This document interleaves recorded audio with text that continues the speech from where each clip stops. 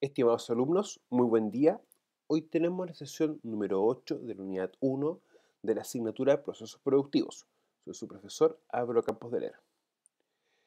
Contenido de la sesión: riesgo asociado a la seguridad, calidad y ambiente y métodos de control de riesgo a la seguridad, calidad y ambiente. ¿Qué es el riesgo? Vamos a definirlo bien para entenderlo. Vamos a definir el riesgo como la característica físico-química o material, proceso o instalación, que tiene potencial de causar daños a las personas, a la comunidad o al ambiente y los procesos. Esta definición aplica tanto a lo que corresponde a seguridad, calidad y medio ambiente.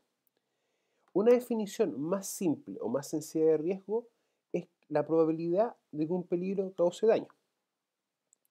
¿Ya? El peligro es el foco o situación que nos puede producir un daño, en este caso un proceso o una instalación.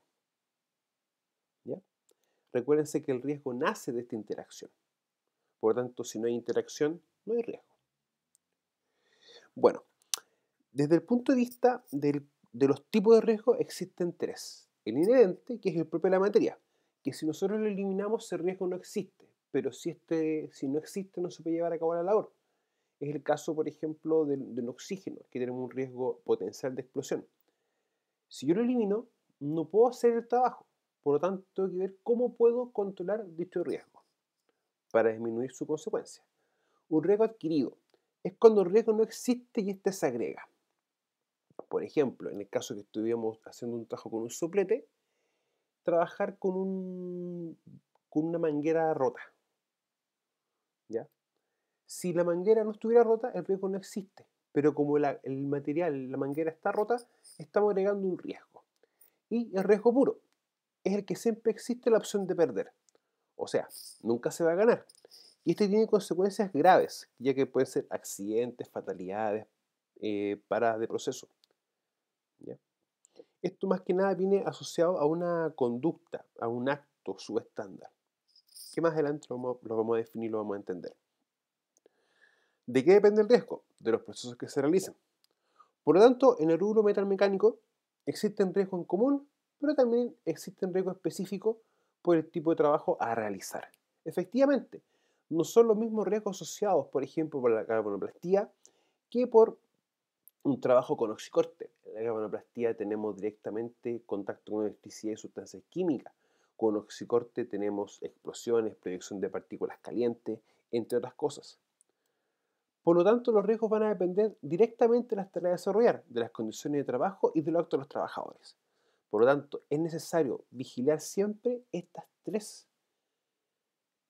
secciones o partes que se dan en una organización, ¿ya? A través de distintas metodologías que también lo vamos a ver más adelante. Ahora bien, hay dos conceptos que hay que tener claro: acto y condiciones. ¿Por qué lo vamos a ver ahora? Porque son las dos cosas que uno tiene que fijarse bastante bien en este rubro, ¿ya? Que son los mayores generadores de riesgo en el fondo. Bueno, un acto o acción es subestándar, ¿ya? Es una actuación personal indebida, en donde el trabajador se aleja de lo establecido por la organización. Por ejemplo, no seguir un procedimiento de trabajo, no hacer la AST, que es el análisis de seguridad del trabajo, que es un documento primordial que se haga antes de realizar cualquier trabajo o labor. No usar los EPP, hacer broma con los compañeros y otros que pueden existir. Condiciones subestándar. Es condición del ambiente de trabajo, ¿ya?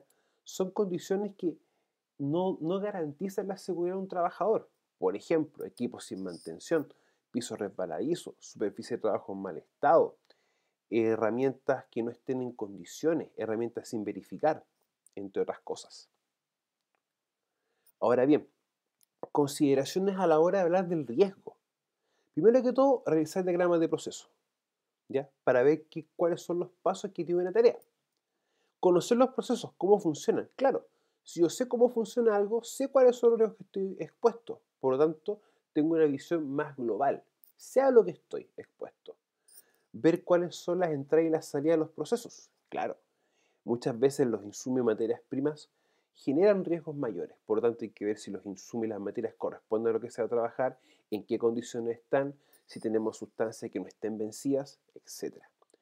Y ver el lugar físico y las instalaciones donde se emplea la faena. donde se van a realizar los trabajos en este caso, ya que estos también son generadores de riesgo por sus condiciones. Ahora bien, ¿cómo sé yo a qué riesgo estoy expuesto? Primero, identifico los procesos, separo las etapas. Esto es primordial para qué cosa, para yo poder identificar los peligros, porque en el peligro, cuando yo interactúo con él, sé a qué riesgo estoy expuesto. Por lo tanto, al identificar el peligro, me permite a mí evaluar los riesgos. ¿Y esto cómo se puede hacer? Con un VEP, con un valor esperado de pérdida, que no es más ni nada menos que el valor que resulta de la probabilidad por la consecuencia. La probabilidad de que yo esté expuesto a un riesgo y la consecuencia de que un riesgo no se controle. ¿Ya? Y una vez que yo evalúo los riesgos, veo cuáles son las medidas de control para dichos riesgos. ¿Ya? No va a ser lo mismo un riesgo, una medida de control por un riesgo que es bajo que para un riesgo que es alto. Implican controles diferentes en función de la consecuencia que estos pueden tener, tanto para los trabajadores, para el medio ambiente y la calidad.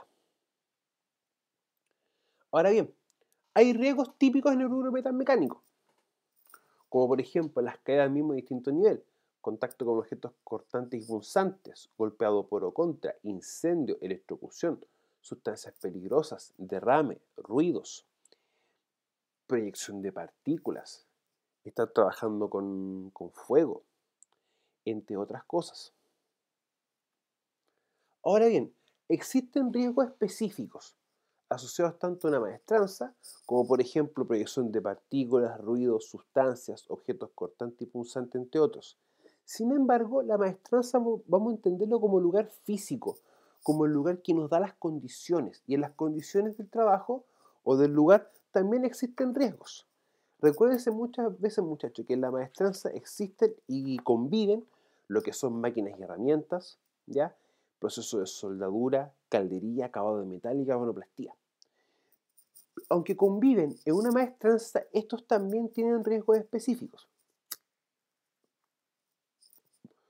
como por ejemplo las máquinas y herramientas, golpeado, sobreesfuerzo, sobreesfuerzo si yo por ejemplo no utilizo una herramienta como corresponde, contacto con objetos cortantes y punzantes, cuando estoy utilizando una fresadora, una esmeril angular o un taladro de columna.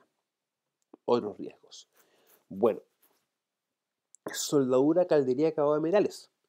Acá son procesos distintos, pero comparten riesgos. Son riesgos específicos que se dan, originan en estos procesos, perdón.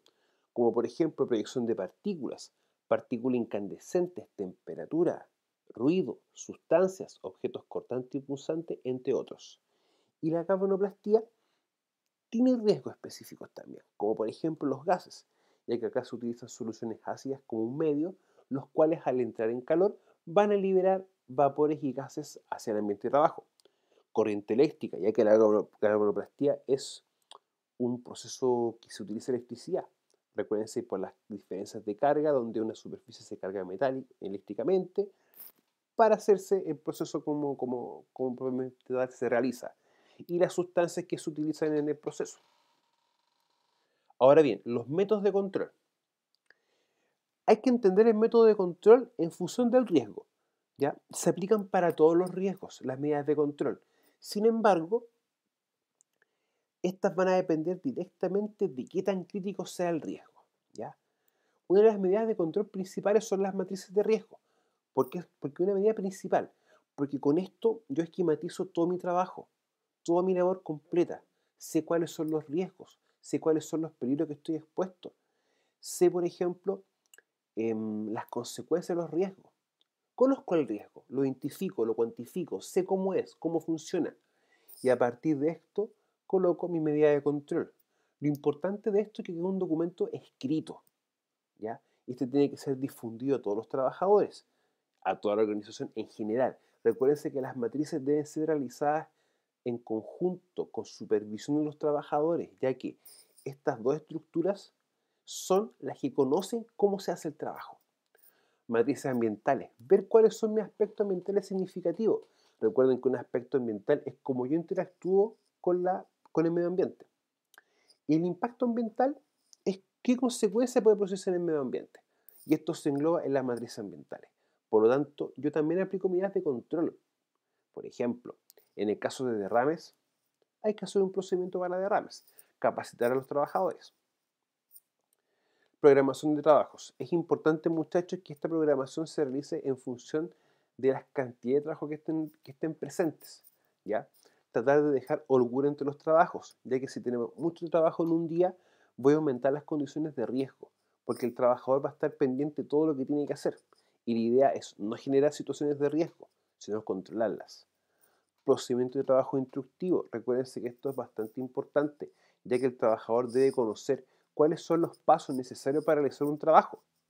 Esto está en el procedimiento, un instructivo.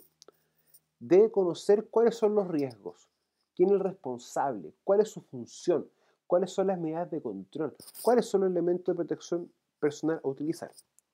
Planes de emergencia. Es importante que mi plan de emergencia establezca cuáles son las posibles emergencias que yo pueda tener. Incendio, sismo, contacto con sustancias peligrosas, etc. ¿Cómo yo actúo frente a ellos? ¿Ya? ¿Cómo doy aviso? ¿Cómo se estructura la organización frente a una emergencia? ¿Cuáles son los números de emergencia? ¿Cómo actuar? Etcétera. Ahora bien, exámenes médicos.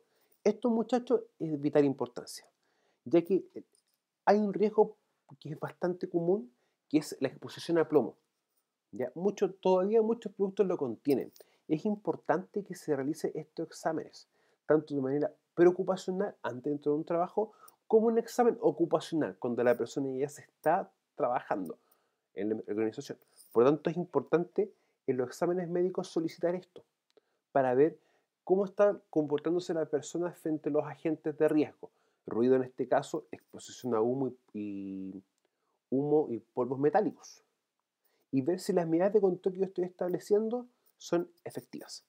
Inducciones para que el trabajador conozca su trabajo, las condiciones del mismo y cómo controlar los riesgos. Reglamento interno. Recuérdense que el reglamento interno es un documento legal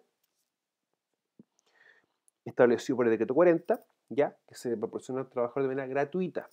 Recuerden que el reglamento interno es un libro de vida. Dice qué hacer en la organización, horarios, fechas de pago, habla también sobre la radiación ultravioleta, manejo manual de cargas, materiales, entre otras cosas. Las charlas. Es importante que el supervisor realice las charlas diarias sobre los trabajos a hacer, programación de trabajo y los riesgos que estén expuestos los trabajadores. Las capacitaciones. Capacitar al personal. ¿En qué lo capacito yo? Uso de elementos de protección personal. En este caso, protección de ruido como los tapones, los áfonos. Uso de filtros, en este caso para humos metálicos o para polvo también. Capacitación en primer auxilio, en plan de emergencia, en trabajo en caliente, sustancias peligrosas, entre otros. Inspecciones. Llegar a inspecciones, esto es de vital importancia, ya que con esto nosotros podemos controlar y verificar bien si existen actos inseguros y condiciones subestándar. Ve si el trabajador está haciendo las tareas como corresponde y ve si las condiciones de trabajo son las apropiadas para que el trabajo se pueda desenvolver sin mayores riesgos. ¿Ya?